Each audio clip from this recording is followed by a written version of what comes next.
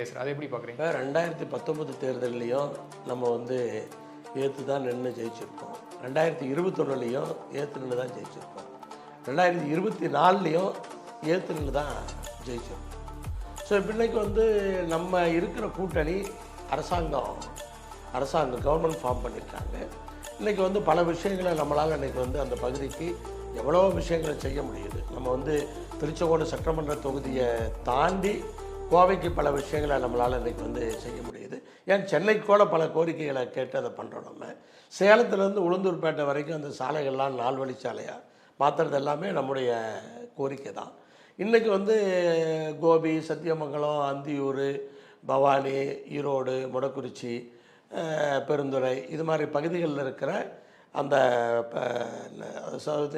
டெம்பரவரியாக கொடுத்த அந்த பட்டாக்களை அயன் பட்டாக்களாக மாற்றக்கூடிய விஷயத்தை சட்டமன்றத்தில் நம்ம பேசி இன்றைக்கி முதலமைச்சர் அவர்கள்